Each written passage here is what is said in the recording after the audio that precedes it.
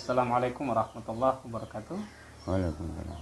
Pemirsa yang insya Allah dimuliakan Allah, hari ini saya ada di Kampung Hatawano.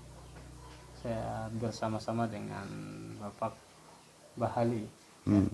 Beliau ini berprofesi atau aktivitas sehari-hari beliau sebagai tukang besi. Banyak juga aktivitas lain.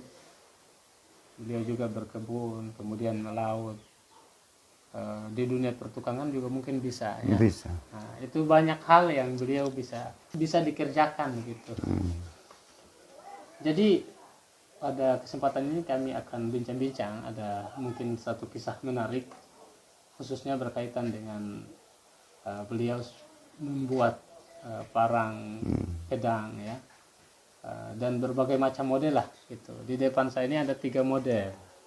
Nah, kita akan bincang-bincang terkait sejarah beliau sehingga beliau bisa berprofesi atau bisa mengerjakan hal-hal ini insya Allah. Sebelumnya Bapak kabarnya bagaimana ya? Sudah baik ya? Baik. Alhamdulillah. Jadi di awal-awal mengerjakan ini kira-kira kapan begitu? Kemudian apakah ada orang yang memotivasi atau orang menyuruh atau gimana? Mungkin bisa diceritakan sedikit. Awalnya tadi itu begitu, beta bawa besi per oto ini di orang di mall waktu itu. Beta bawa, akhirnya beta mengajar di tukang besi itu. Bahwa padahal tumbuh besi ini begini, iya begini. Itu kira-kira sekitar tahun-tahun berapa? Belum kerusuhan. Oh, sebelum kerusuhan. Masih lama kerusuhan. Itu sekitar tahun 1996 gitu. Lama Lama ya. Itu di Waimolo. Waimolo. Jadi ceritanya kenapa bisa sampai di Waimolo waktu itu sampai bisa belajar untuk? Karena ada keyakinan tadi itu.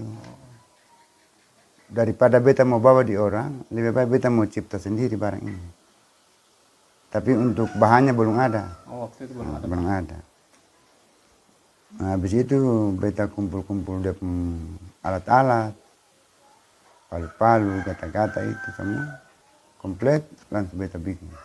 Bikin di Hatawano sini? Hatawano sini. Di rumah ini sudah? Rumah ini sudah. Tapi sebelumnya rumahnya masih masih rumah darurat itu. Darurat waktu itu ya. Darurat. Jadi insya Allah sampai sekarang. Sampai sekarang. Jadi parang yang dulu awal-awal dibuat itu parangnya yang bagaimana? Oh, itu banyak model? Banyak. Ada separuh orang bikin gai-gai, ada separuh parang biasa itu. Modelnya biasa-biasa. Oke. Ayan. Oh, ini ya, awalnya? Awalnya. Ini kan parang parang bakabong ini.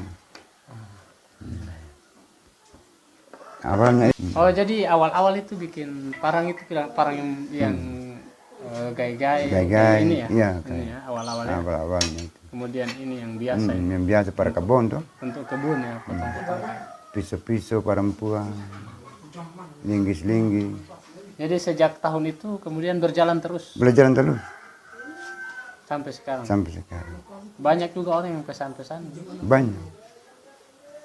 Sampai sekarang ini, tapi karena saya sudah istirahat. Sudah istirahat ya? Karena betul anak semua bilang Bapak istirahat sudah. Dulu motivasi Bapak sehingga kemudian bisa bikin berbagai macam model parang ini, kira-kira apa motivasinya? Maksudnya yang mendorong sehingga punya keinginan untuk bikin parang gitu. Karena kata orang ini orang Pakabong. Oh, begitu. Daripada mau bali-bali sesuai dengan kita punya keinginan. Separuh juga kita bali di orang itu kan dia lombok, separuh dia punya model. Kurang cocok dengan kita punya kemauan. Begitu. Berarti kalau bikin sendiri kan bisa model bisa. Gitu ya. Dia punya kekuatan juga. Dia punya sop itu kan kalau salah-salah sop dia lombok lagi. Salah sop. Di sok itu pakai apa? Ini pakai minyak kayu. Oh, minyak kayu. Kalau dorang itu pakai oli. Jadi beda kualitasnya? Beda. Kalau masalah kuat itu beda. Kalau pakai kayu kan? Dia kuat itu tajam, baru keras. Lalu ini parang yang warna-warni ini maksudnya ini mungkin ini model baru atau gimana ini? Parang ini yang ini ada 3 di depannya. Oh iya, model baru itu saya punya Ini mungkin pesanan ya? pesanan. Ini ya. Pesanan. Ini Samurai. luar biasa pemirsa ini. Masya Allah. Boleh buka? Boleh. Itu Oh ini samurai. samurai namanya. Sadisnya. Ah. Jadi sudah berapa banyak buat parang yang untuk model beginian dan begini? Banyak di kamar itu. Oh banyak ya. Tapi orangnya belum diambil karena katanya belum ada duitnya. Karena ini satu buah ini dia kenal 750. Satu buah begini. Ya, harusnya sebelum pesan sudah siapkan uangnya ya. Tapi maklumilah di kampung-kampung begini toh. Oh, iya. Dia bilang tunggu musim sekarang kan cengkeh musim buah. cengkeh ini. Dia Tapi bilang Bapak bisa bersedia untuk buat sementara kan sudah tahu kira-kira mereka belum memberikan uang ya, masih utang istilahnya. Tapi bisa bersedia. Soalnya kan ini besi atau apa gitu dibeli. iya, Tetap siap ya siap. yang sudah ada. Hmm. Ya, gitu. Siap. Luar biasa. Jadi sejak tahun 1997 sampai sekarang ya, itu sudah lumayan lama gitu. Sudah. Waktu itu sudah menikah. Sudah ada anak berapa itu waktu itu. Oh. Kalau tidak salah 5 orang saya punya anak. Terus beta bikin parang sudah ini. Karena kita beli dari orang begitu tadi. Tidak cocok dengan kita punya kemauan. Separuh dia tipis. Jadi kurang. Modelnya juga dia cocok dengan kita punya kemauan begitu. Jadi dari situ kemudian sudah mulai dikenal ya. Iya. Jadi awal-awal dikenal itu bagaimana mempromosikan, maksudnya supaya orang tahu kalau memang ada bikin-bikin parang. Awalnya gimana? Awalnya itu minta orang punya parang yang lombo-lombo itu. Baru dorang tidak bayar.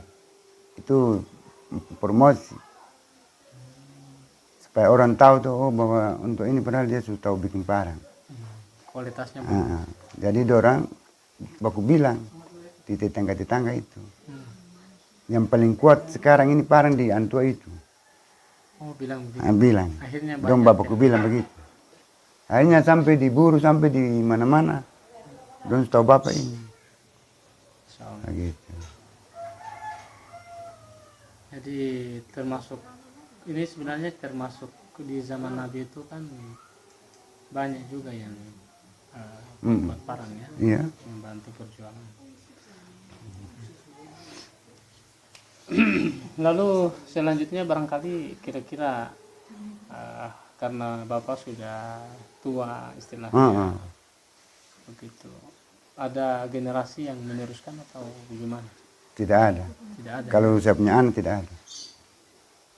Mereka kurang hobi di bidang ini. Beda dengan Bapak, hobi memang. Hobi. Iya, ya. Kita lihat saya punya anak ini semua tidak ada. Artinya ada yang sudah kuliah, ada yang sudah punya kehidupan dengan pekerjaan lain. Kita punya anak cuma 1 orang ini saja yang Luar biasa ya. Baik pemirsa, insya Allah demikian barangkali pembahasan kita pada kesempatan ini. Ini menarik ya. Jadi banyak model parang yang dibuat. Jadi kalau mungkin pemirsa ingin buat parang, mungkin bisa datang ke sini pesan ya. Tapi sekarang Bapak sudah sudah tua, jadi kekuatan sudah kurang ini. Karena buat parang pakai tumbuk sendiri ya Pak? Tumbuk sendiri. Ya. Tidak ada alat. Cuma alat dari toko itu cuma gurinda dengan mesin. Selain itu dibuat sendiri? Buat sendiri. Pakai kipas. Kalau orang dari apa sana pakai blower itu. Tapi di sini pakai kipas? Kipas. Semua manual? Semua manual. Luar biasa. Dan hasilnya bagus ya. Hasilnya Semuanya bagus. manual tapi hasilnya, Hasilnya mantap. bagus, mantap.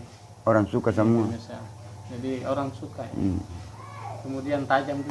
Tajam. Dan kuat. Hmm. Jadi luar biasa ya. Ini juga satu Itu satu model lagi. model juga ini ya. Masih ada badi-badi bacincang. Ini bading namanya. Itu badi-badi berjalan-berjalan. Oh, ini berbicara. Ini kalau orang diburu di orang balak Ah. kayak ini. Suka. Ya, oke, pemirsa luar biasa ya. Kita sudah bincang-bincang ini. Jadi motivasi beliau karena beliau melihat banyak orang yang buat barang ada yang kurang bagus, tidak sesuai dengan keinginan mereka. Beliau termotivasi untuk membuat barang sendiri. Mungkin untuk sementara sampai di situ. Terima kasih Pak sudah memberikan sedikit cerita kisah terkait proses pembuatan parang yang kemudian sudah berjalan begitu lama. Mudah-mudahan ini bisa menjadi motivasi bagi pemirsa-pemirsa yang suka buat parang. Insya Allah demikian, saya Anin Lihi mengucapkan juga terima kasih kepada pemirsa yang sudah berkenan menyaksikan video ini. Saya ucapkan Assalamualaikum warahmatullahi wabarakatuh. Waalaikumsalam. Jadi kalau bikin video begini dia punya istilah seakan-akan ketemu orang lain. Sebenarnya masih ada satu lagi kita mau bincang tentang apa? Tentang